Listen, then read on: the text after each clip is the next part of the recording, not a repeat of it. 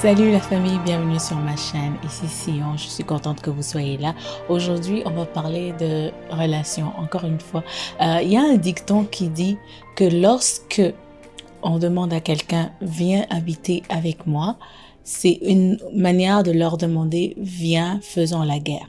Pourquoi on dit ça? C'est parce que la plupart du temps, quand des personnes décident d'habiter ensemble ou d'avoir une relation ou d'être des amis, une amitié, juste l'unité, en même temps, c'est comme une déclaration de guerre parce que deux individus différents, de différentes origines, de différentes places, de différentes pensées, de différentes familles, peut-être de différents pays et même continents des fois, décident de se mettre ensemble pour une raison, pour une unité, soit une collaboration.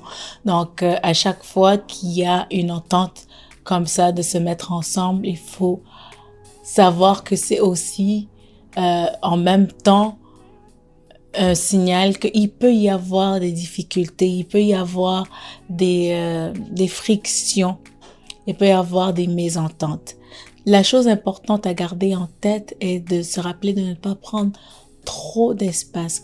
Dans une relation, quand on prend de l'espace, c'est bien de prendre l'espace, mais c'est pas bien d'envahir. C'est pas bien d'être envahissant. Donc, il y a des gens, parce qu'ils ne pensent pas nécessairement aux besoins de l'autre, au confort de l'autre, ils vont être complètement confortables et être dans leur élément, tellement à l'aise, tellement bien, ne rien changer de leur vie, juste être tels qu'ils sont. Mais l'autre personne doit s'adapter ou se restreindre pour pouvoir vivre avec cette personne-là. Donc, c'est comme dans une amitié. Toi, tu penses toujours à si telle personne était ici, elle me donnerait tel conseil, elle m'encouragerait, elle serait présente à ma fête, elle ferait ceci, elle ferait cela. Mais cette amitié, pour toi, son importance, c'est pour que toi, tu sois confortable, que toi, tu prennes de la place et que tu envahisses l'amitié. Donc, c'est très important de prendre du recul, de se demander, est-ce que j'envahis cette relation? Est-ce que je prends trop de place ou est-ce que la place que je prends permet à l'autre personne d'être confortable, d'être épanouie de la manière dont moi je suis épanouie? Parce que dans une relation amitié ou mariage ou famille, fraternité, peu importe, dans une relation, il faut que les deux personnes, l'épanouissement soit des deux côtés. Si toi, tu te sens épanoui et tu assumes que l'autre personne est épanouie, peut-être que cette personne n'est pas épanouie. Il faut prendre du recul et regarder, est-ce que mon espace que je prends permet à l'autre personne aussi d'être épanouie et de prendre son espace aussi? Ou est-ce que cette personne se restreint pour moi? Est-ce que je me restreins pour cette personne? Ça va vraiment dans deux sens. Donc, prendre de l'espace vous permet de grandir, d'explorer et de découvrir votre identité. C'est très bien, c'est une bonne chose.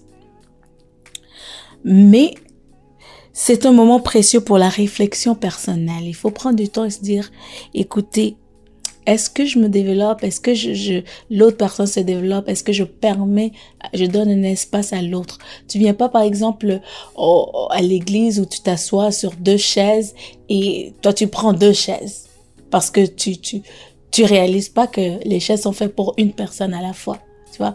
Et des fois, on est tellement à l'aise, tellement confortable, tellement libre qu'on prend cet espace-là qu'on envahit. Dans Pierre 1, 4, 15, il est écrit « Que nul de vous ne souffre comme meurtrier ou voleur ou malfaiteur ou comme s'ingérant dans les affaires d'autrui. » C'est un verset qui nous rappelle d'être attentif à notre manière de interagir avec les autres, d'éviter de nous immiscer dans les histoires des autres, mais aussi de penser à l'existence de l'autre personne en même temps qu'on nous épanouissons, parce que nous sommes dans une culture aujourd'hui où tout le monde veut s'épanouir, tout le monde veut être bien, tout le monde veut self-love, self-happiness, self-help et tout ça. Et on oublie complètement le bien de l'autre, le confort de l'autre, l'épanouissement de l'autre.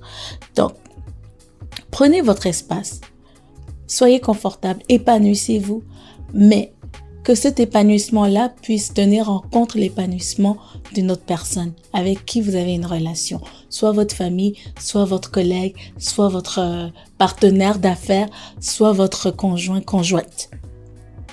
Dans Philippiens 2:3, il dit « Ne faites rien par esprit de rivalité ou par désir d'une gloire sans valeur, mais avec humilité, considérez les besoins des autres comme supérieurs à vous-même. » Considérez les autres comme supérieurs à vous-même. C'est très difficile parce que dans cette société, présentement, ce à quoi on pense, c'est être supérieur à l'autre, être plus fort que l'autre, être meilleur que l'autre. Myself, mon soi-même. Et on oublie. Mais la Bible nous dit dans Philippiens 2:3 de considérer l'autre comme supérieur à soi et donc de mettre en avant le confort, l'épanouissement de l'autre. Donc, c'est tout ce que j'avais à partager aujourd'hui. J'espère que c'est un rappel à chaque personne d'être épanouie, de prendre de l'espace, mais de ne pas envahir et surtout de considérer l'épanouissement de l'autre personne. Je vous revois la prochaine fois. Prenez soin de vous et que Dieu vous bénisse.